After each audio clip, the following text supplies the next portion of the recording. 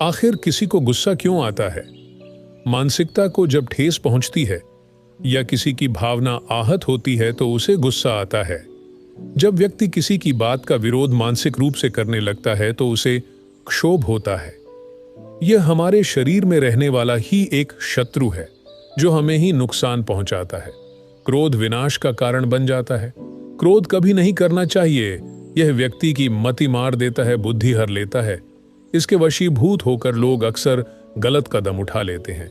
इसकी वजह से इंसान सही गलत में अंतर नहीं कर पाता है और वहशीपन पर उतारू हो जाता है।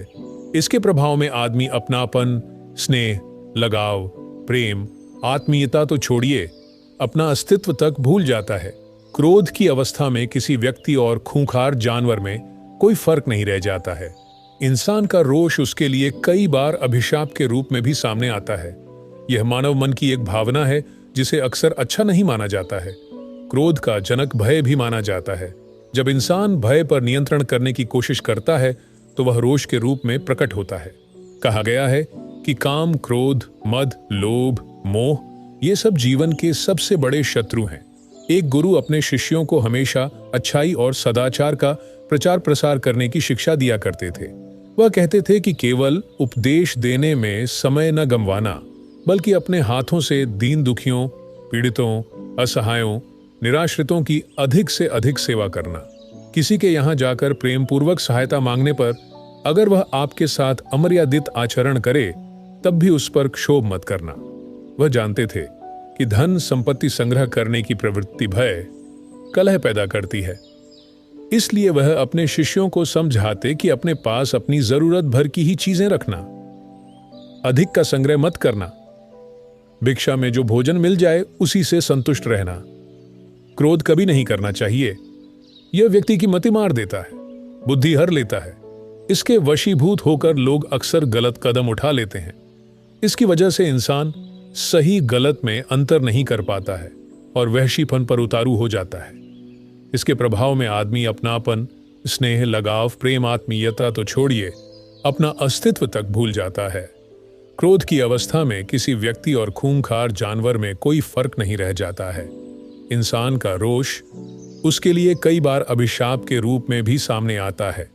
यह मानव मन की एक भावना है जिसे अक्सर अच्छा नहीं माना जाता है। क्रोध का जनक भय भी माना जाता है। जब इंसान भय पर नियंत्रण करने की कोशिश करता है तो वह रोष के रूप में प्रकट होता है। कहा गया है कि काम, क्रोध, मद, लोभ, मोह ये सब जीवन के सबसे बड़े शत्रु है। उन्होंने यह भी कहा कि लोग तुम्हारा विरोध करेंगे, उत्पीड़न भी करेंगे, लेकिन बहुत सावधानी पूर्वक शांति और धैर्य बनाए रखना। यह मानकर चलना कि वे शरीर को नुकसान पहुंचा सकते हैं, आत्मा को नहीं। कारण बताते थे तो अमर, अजर और अविनाशी है। वह समझाते थे सत्य, अहिंसा पर अटल रहने वाले को कोई नहीं मार सकता। जो तुम्हारा तिरस्कार करता है वह स्वयं भगवान का तिरस्कार करता है, क्योंकि उसी भगवान ने हम सबको बनाया है। भगवान श्री कृष्ण ने क्रोध को नर्क का द्वार बताया है। उन्होंने कहा है कि जो मनुष्य बात बात पर तैश में आ जाता है वह जीवन में कभी तरक्की नहीं कर पाता है और जीवन में हमेशा दुखी रहता है। क्रोध की हालत में मनुष्य कभी सही निर्णय नहीं कर पाता है। गुस्से की हालत में व्यक्ति खुद का भी नहीं रहता, वह अर्थहीन बातें करने लगता है। शास्त्रों में इसे मनुष्य का सबसे बड़ा शत्रु माना गया है। ऐसे में व्यक्ति अपना आपा खोकर कुछ भी कर बैठता है। रोष और आंधी को एक समान बताया गया है। दोनों के शांत होने पर ही पता चलता है कि नुकसान कितना हुआ। भगवान श्री कृष्ण ने कहा है कि क्रोध सभी विपत्तियों का मूल कारण है। यह सांसारिक बंधन का कारण है, धर्म का नाश करने वाला है। इससे भ्रम पैदा होता है और बुद्धि खराब होती है।